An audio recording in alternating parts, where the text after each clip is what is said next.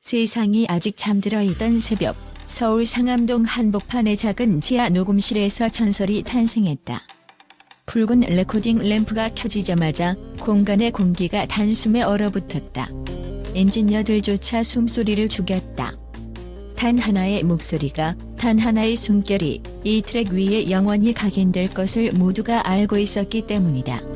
김용빈, 21년차 무대 위 노래난 울부짖음의 주인공이 오늘은 관객도 조명도 없는 벽과 마이크 앞에서 오롯이 자신의 심장을 꺼내놓으려 하고 있었다.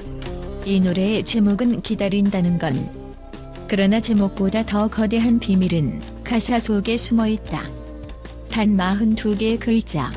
팬들에게 받은 42통의 편지에서 골라낸 정수처럼 막지만 단숨에 심장을 꽉 조여오는 그 문장. 그날 그 자리 내게 건넨 작은 쪽지라는 14글자 문장이 3번 반복되어 42글자가 완성된다. 잉크가 마르기도 전 김용빈의 일기장에 옮겨 적힌 그 한 구절이 오늘 드디어 노래가 되어 세상 밖으로 걸어 나오려 한다. 레코딩 첫 테이크. 기타가 점으로 출렁이며 방 한가운데로 파고들었다. 김용빈은 눈을 감은 채 헤드폰을 쓰고 있었다.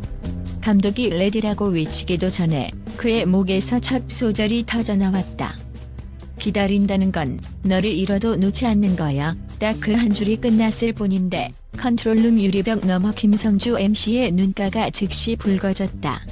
예능에서 보여주던 능청맞은 미소는 사라지고 오직 고개를 숙인 채 무언의 경외만이 남았다. 아무도 말을 잇지 못한 정적. 그것은 곧 울음보다 큰 침묵이었다. 프로듀서 정희진은 이어폰을 벗어 던지며 외쳤다. 컷. 지금 이 테이크 절대로 건드리지 마. 보통은 2-3번은 예열하며 목을 푼 뒤 본 녹음을 하지만 이날은 달랐다. 첫 소절 단 한 번의 숨에서 이미 정답이 나왔다. 엔지니어가 숨죽여 저장 버튼을 두드리는 동안 녹음 부스 안에 김용빈은 여전히 눈을 감고 있었다. 그의 속눈썹 끝에 맺힌 작은 빛이 눈물인지 땀방울인지 구분되지 않은 채 반짝였다. 왜 하필 42통일까? 작사는 김용빈 자신이 맡았다. 그는 말했다. 편지가 100통도 넘었지만 매일 밤마다 다시 꺼내 읽을 때 유독 42통만이 제게 말을 걸더라고요. 희한하게도 그 편지들의 첫 문장, 마지막 문장이 서로 이어져서 하나의 시가 됐어요. 그래서 그는 그 42통에서 각각 하나씩 단어를 골라 문장을 만들었고 그 문장이 곡 전체의 심장을 대신했다. 팬들이 몰랐던 뒷이야기, 21년 커리어를 뚫고 나온 한 남자의 고백은 그렇게 완성되었다. 녹음은 이틀간 새벽 시간에만 진행됐다. 낮에는 방송 스케줄과 리허설이 줄줄이 이어졌지만 그는 단 한 번도 피곤하다는 말을 하지 않았다. 대신 스태프에게 직접 손편지를 써서 돌렸다. 새벽녘에 들려오는 당신의 키보드 클릭 소리가 오늘 제 박자였어요. 고맙습니다. 글귀를 받은 조연출은 끝내 눈물을 참지 못하고 복도에서 훌쩍였다는 후문이다. 그렇게 쌓여간 녹음실의 새벽들은 음표보다 선명한 인간의 체온을 악보 위에 덧칠했다. 4월 25일 TV 조선 사랑의 콜센터 세븐스타즈 첫 방송. 제작진은 애초에 가벼운 토크와 게임 코너로만 채울 계획이었다. 그러나 김용빈이 가져온 데모를 들은 순간 구성표는 산산조각이 났다. 다 집어치우고 이 무대를 넣자. PD의 외침 한마디로 스튜디오는 즉시 리허설 모드로 돌입했다. 김성주는 원고에서 김용빈 신곡이라는 문장을 뺄까 말까 고민하다가 결국 생방송 당일에야 그 한 줄을 던졌다. 그 순간 카메라 감독들은 서로를 바라보며 입술을 깨물었다. 아무도 예측하지 못한 숨모제 3분이 시작된 것이다. 방송 전날 저녁, 김용빈은 녹음실에서 마지막으로 목소리를 점검했다. 그가 모니터 스피커 앞으로 다가가 조용히 말했다.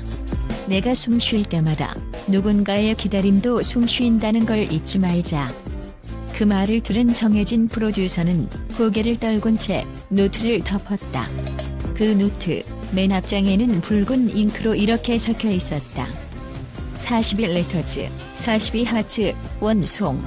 드디어 방송 당일. 대기실 복도에는 바늘 하나 떨어질 틈이 없었다.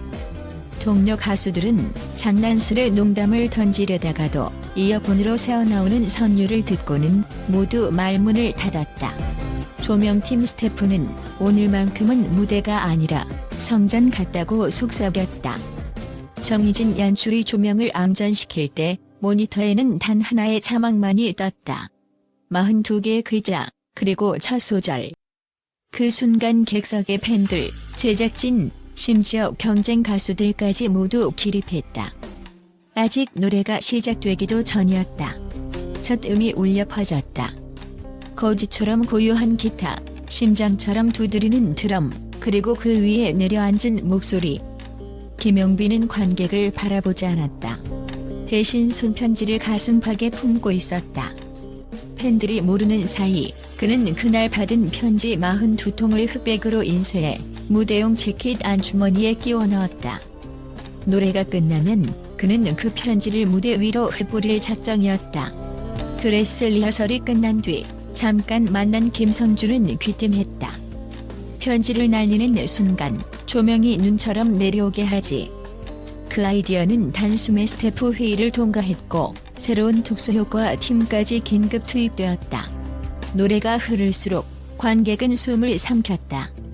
첫 소절을 넘기자 일부 팬이 이미 손수건을 꺼냈다. 후렴구에 진입할 때 김용빈의 목이 살짝 떨렸고 그 떨림이 그대로 스피커를 타고 전해졌다. 정지된 듯한 스튜디오, 그러나 브라운관 너머 수백만의 심장이 같은 박자로 뛰고 있었다.